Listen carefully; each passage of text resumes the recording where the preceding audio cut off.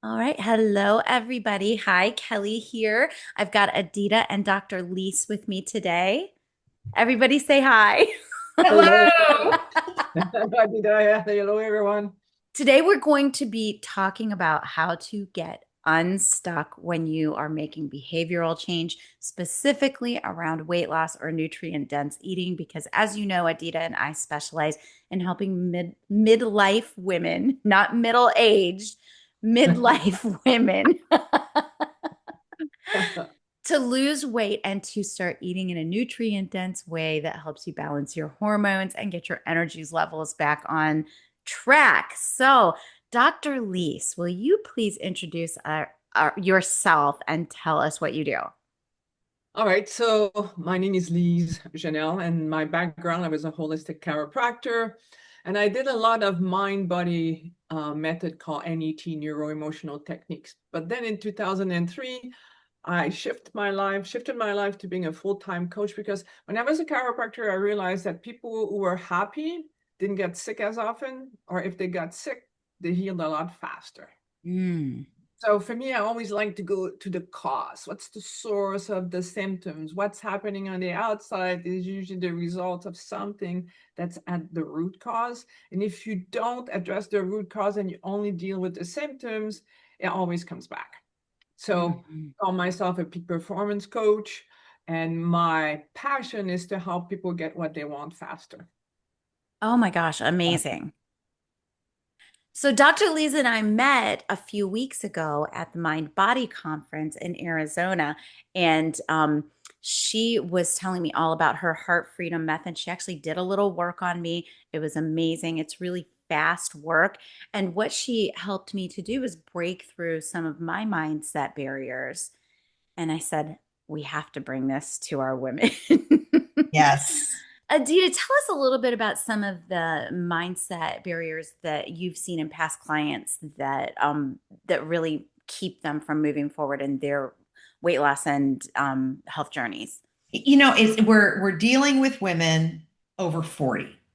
And I think that what ends up happening is they want to stay 30, 20. They want to still exercise the same way. They want to eat the same way. And they're not willing to recognize that, hey, I got to put that aside and I have to decide a new system for my new body. They're not willing to do that. So that's the biggest block that I have, where Is they that especially with women? I would imagine that I would see that with women who like have a specific workout routine that they're attached to or way of thinking about their food or their fitness. Well, it's in a weird way, it has to do, I think, a lot with who they've worked out with or what they've read or what it has been, that they're so fixated that that is it. And I just need to do 20 more minutes of cardio. I just need to, extend my cardio. I need to lift heavier weights. And it's like, I just want to sit there and go, wait a minute, stop. No, let's just take this. Let's pretend that none of that exists and let's start from scratch. And that whole thing of thinking they have to start from scratch, like it, no, I'm just going to work out harder. I have a very dear friend of mine. I feel like every time we're like butting heads like this because she's just like, no, I'm just going to work out harder. And I'm like, no, no, no, but you're a new body. That's a stress. I said this the other day. I said, that is a stress. I go, you have stress with life. Then all of a sudden you have stress because you don't know what to eat. And then you have stress with exercise. I go, those are three stresses. I go, you need to minimize this. That's what's going to help you lose weight. You will not lose weight if you're not sleeping. You will not lose weight if you're stressed out. And it was really difficult. And I don't think I got through to her. That's why we need Dr. Lise. Yes. Because Well, So, Dr. Lise, does that feel familiar? I can actually vouch from my own experience. I was a competitive rower for 17 years, so I was Roller, used did to you say? rower. rower. Roller. Thank you. So one of the most intense thing that you can ever do that hurts like hell. And so I'm used to, I was training 12 times a week. I was a Canadian champion. It's like my body was amazing. And then in my early 40s, I put on 20 pounds and it was like, wow. So I'm disciplined. I basically stopped eating and I exercise. I exercise more. And guess what? Hmm. The weight just kept going. Because what we cannot do in our early 40s is that our ovaries decrease the estrogen that we're creating, all the hormones get, it's like puberty, but in reverse. And Hmm. so when we stress our body, now our adrenal glands have to work harder to try to give us a good hormonal balance. So you cannot do that. And as a holistic chiropractor, I use what I call the health triangle. So part of it is structural, biochemical, and emotional. So to be healthy, to have a nice transition in perimenopause into menopause, exercising is important. And as you're saying, Adita, it's like you're not 15 years old anymore. You need to face the fact that you're older and We've that been referring to it recently as that your body has changed all the rules and you need a new playbook. We Yeah, just can't be attached to those old ways of doing things. Mhm. like, and even like last week, I signed up a new client and he has, I think, 19% body fat because he was a decathlete when he was in his 20s. And now he's 42 and he's got kids and he's got a business. And he's telling me that he wanted to decrease his body fat by 3%. I'm going, whoa. Like, like right now, you're not 20s. If you try to do what you were doing in your 20s, you're going to get adrenal exhaustion. And adrenal exhaustions can show up like really, you can crash. You can, like, I've Mhm. seen patients go bipolar. Like if you go extreme and you don't nourish your body and you push too hard, like people go bipolar and they're like, whoa, like it's like you can have neurotic breakdown. Like Wow. you really have to be gentle with your body. Oh At my this, gosh. Wow. yeah. And at the same time, I've seen also because I work with um, all kinds of clients. And I remember when I was a chiropractor, I had this patient, she comes to see me and we change her whole lifestyle. And she was getting great results. Now, all of a sudden, she started to crave potato chips. And it's like, why is this happening? So, doing the mind body work that I do, we went back when she was a little kid. When she was a little kid, her and her two brothers, if they had been good kids during the day, they would stand up in the kitchen with a hand out and mom would give them potato chips to reward them. So And now, so was she feeling like because she was doing the work with you that her body was telling her because she she needed was potato changing chips? her lifestyle and she was being a good girl, she needed potato chips. The So reward. we have to be so aware of our conditioned responses. Like this is the missing link. This is what I'm passionate about helping people understand. Is like if you read the book Think and Grow Rich, The Secret, people get excited because some of it works and some of it does not work. And then they get depressed. They start to feel like I'm just not lucky. I'm working hard. I'm like losing weight, but then I get it back. Exercising the way Adita told me, the way Kelly told me, I'm following the thing, but then they don't get the result. So I wanted to talk about the 3 clues that you have a subconscious really working against you. Oh, thank you. This is going to be good. I'm going to sit back. And it's important to understand this. Your subconscious mind is not there to sabotage you. Your subconscious mind is there to keep you alive. Without the subconscious mind, we'll probably all be dead because it's constantly scanning our environment to decide what is danger and what is not danger. So it's constantly trying to keep us safe. And relatively speaking, your mind, like, is the size of a football. So your conscious mind that wants to be healthy, have the right weight and all that is the size of a football. And your subconscious mind that's there to keep you alive, the football field. Football field. So which one do you think is going to work and when? The subconscious mind. So Mhm. when your subconscious mind believes that losing weight is dangerous for you, it won't let you do it. What kind of instances would you see where someone deep down underneath where they're even aware of believes that losing weight would be dangerous?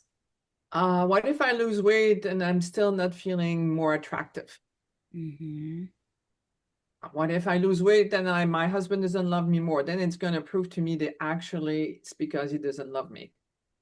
As long as I put the weight on, then I have a reason why we're not connecting. Mm. So with in our group, the women over 50, right? So could it be something like, well, what if I try this new program and it makes me worse? Yeah, I know that that worked for me in my 30s. I don't find that as much. I'll tell you, like, it's usually because you have associated something. Like when you were younger, you heard like a woman that in her 40s, she's not supposed to be sexy or good looking. If I'm a mother, all of these things is whatever. And it's not I'm a like, mother. I could see that being yeah, I'm not huge. supposed to be sexy. Supposed to be a mom. What If I want to about be a good mom. trauma? Mm-hmm. Trauma There's, responses. yeah, there's like, I even had, it was funny. It was not very nice, but the husband brings me his wife for me to help her lose weight. So doing the mind body work that I do, I test him first because I always Smart. know if someone brings me somebody else to be fixed, it's their problem. So I test him. I'm really willing and able to have my wife lose weight. Subconsciously, it was not okay because he was afraid that if she lost weight, she would be sexy and then she wouldn't stay with him. Mm-hmm. So she was subconsciously sensitive to that. So like, it's not like a cookie cutting approach to it, but there are 3 clues you have a subconscious belief working against you. Number 1, procrastination. You know what needs to be done, but you're not doing it. You Mm-hmm. start working on something and then, the work I'm supposed to do. So I'm going to call my girlfriend. I'm going to clean the house. That's I'm mine. going to clean the house, or I'm going to watch a TV show. Like, like, I'm so going to make popcorn. I'm going to make popcorn, local. I won't put butter on That'll make all the difference. it. So procrastination, when you find yourself and you know what you want to be doing, but you're not doing it, it's not because you're lazy. It's not because you lack willpower. It's because subconsciously losing weight or attempting to lose weight is going to make you feel worse. And a lot of people, what they have associated is, I tried it in the past, it didn't work. So I don't really want to do all this work to get nothing. So I'm just going to sabotage myself. Mm-hmm. So procrastination would be a form of sabotage. It's not sabotage, it's protecting herself from disappointment. Mm-hmm. All What right. if So number 1, like procrastination. they remember that and they made them feel bad, like they tried it and then they put back the way they went back into bad habits, and now they feel guilty or shameful that this is what they did. But even the reason why they went back to eating food, often we eat food because this is what we associated, like as a little kid. If you love, you kids, do not associate the word treat with food. I repeat, if you love your kids, do not associate food with treat. Because when someone feels depressed, what are they going to reach for? What did Of course, mommy and food. daddy do, or grandma did for you to make you feel better? They would give you a treat. I want to feel Mhm. like a good girl. I Yeah. want to feel like a good girl. I want to feel safe. I want to feel nurtured. I want to feel like they're celebrating me because right now I'm not feeling good. It's such a big one. Like, I had a patient, she had her son, and she knew the power of the word treat. She had associated treats with celery sticks. She said, I even wrap it up in aluminum paper and put it under the Christmas tree. And back then, when her son was 30 years old, she said if he was depressed, he would go in the fridge and go for a celery stick. That's great. That's So you awesome. can use you know about Pavlov's dog, Mhm. the dog is hungry, the scientist is that it's Pavlov. That Pavlov rings a bell, brings food to the dog, this dog salivates, and after a while doing this, you didn't need to bring food, you just had to ring the bell and the dog was salivating. So we Mm-hmm. associate a stimulus with a response. I'm Mm-hmm. feeling sad, my mom gives me a cookie, my mom, even as a baby, we start right as a baby cries, we put something in their mouth. Mm-hmm. So it's so easy to associate food with comfort. So Mhm. that's a big, big, big, big one. One that's easy. Like what I do usually, if somebody has a problem like with sugar, like I have one of my clients, she stopped eating sugar after a 15-minute session with me. And what I did is what does it feel just before? Like you gotta have this sugar. And then we find the emotion. And it's usually a story about, feeling insecure, needing mommy, and then putting something in her mouth. And then what she feels when she's eating the sugar and how you feel after you ate the sugar. So you can do this mind body work. And in 15 minutes, she stopped craving for sugar. It's really, Amazing. and that happens. Um, So number two, you said number one was procrastination. I want to hear about number two. Um, can I ask you one thing before we move on, though? Is there yeah, a specific type of block that would be related to procrastination versus one of the other two that you're going to tell us about? no, Okay. like, they have all these books that said this connects to this. Like I have, my coach and I would calculate it. I've done over 126,000 sessions. Wow. The real So deal. I can tell you from my pretty good experience, not everybody, like nobody's the same. Okay. I see kind of patterns, but not necessarily. I can have 10 people and they all procrastinate and they all have a different stories. Okay. The only thing that's in common is the subconscious mind believing it's going to be dangerous for you to get where you want. All right. Clue number two, you do what needs to be done. It was like, oh, you go and exercise just the right amount. What we were talking about, it's for sure you need to exercise, but if you exercise too much, that's not good. If you don't exercise enough, that's not good. So the sweet spot is there. But even the sweet spot is like, it takes all your might. You put your running shoes on, you go get to the gym. Once you're there, it's okay, but getting there is like drudgery. So if you feel you need more energy than necessary, that's a sure sign that it's because you're using your willpower to force through the subconscious block. So imagine the football versus the football field. So you're using all your might to go against that programming. And it's exhausting. It will exhaust you, which is not good when you're in perimenopause. Mm-hmm. Because then exhaustion, impacts your adrenal glands, the hormone, and now you put on more weight. That's Yes. why what you were saying is so important. And number three, and this one is the most frustrating one for driven people. You follow the recipe. They do everything you tell them to do. They do A, B, C, and D, but they get the opposite results because the body reacts and it won't let you get it because it's too dangerous.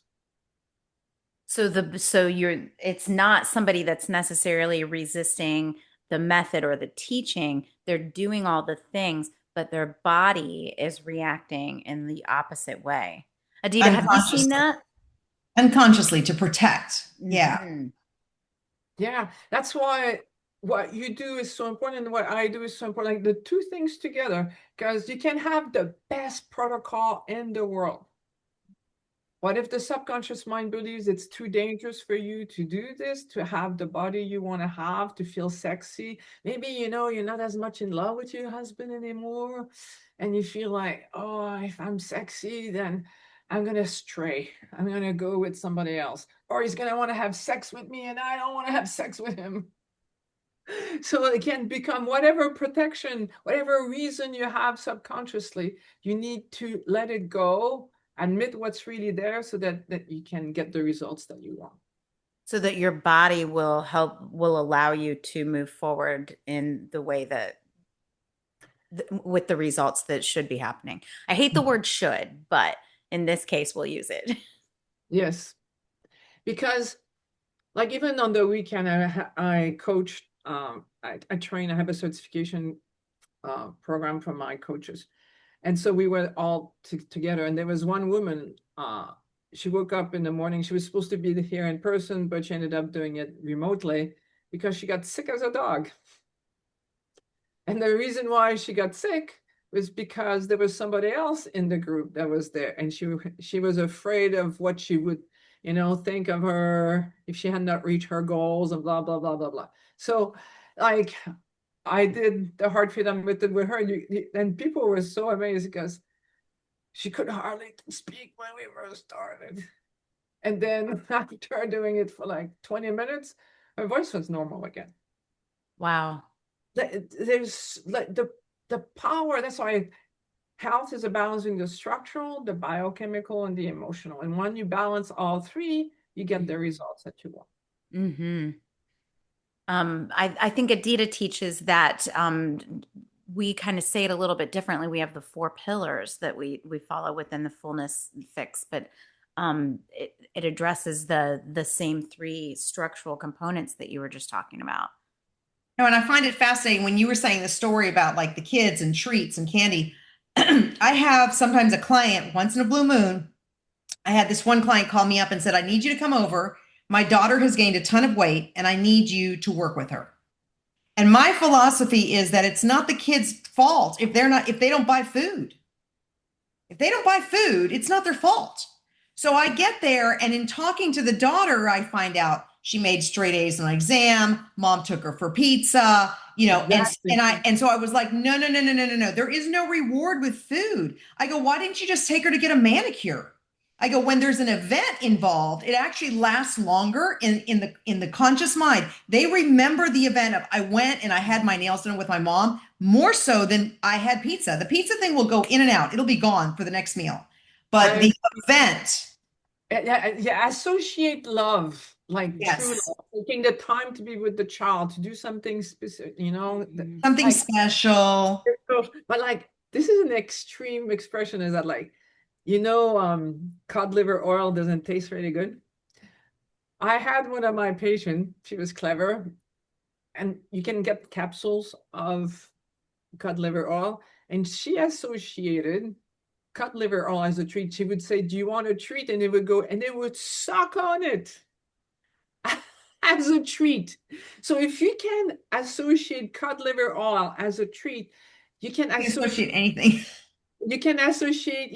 a love bond. Like, if you're smart and you're aware of it, you can actually use conditioned responses, like you say, go have a special time with them, like a manicure. It's a boy, go play football with them, like go whatever they love to do, spend time with them to reward Mhm. that way. Do not use food. I If you was love really conscious of that that, when I was sorry. I'm so sorry I talked over you. uh, But I was really conscious of that when I was raising, especially my daughter, because I I would use it as an excuse for me, like, let's go get ice cream because you did this well, because I wanted ice cream. And I had to get really honest with myself and say, all you're going to do is pass your food issues onto your daughter if you don't quit doing that. And so it was something I had to be very, very conscious of because my body would do it all the time. and yeah, and then the keys for you to find the subconscious belief that connects, because apparently ice cream is the sweetness and the fat, which is like mom's milk. So that's why Hmm. a lot of us I'm an reward. emotional eater. I was always looking to feel a certain way from food. Actually, it's one of the things that I put in the kickoff video for the fullness fix. I talked about um, you have to never eat again to feel something. You're going to have to get right with the idea that you no longer can eat in order to feel a certain way.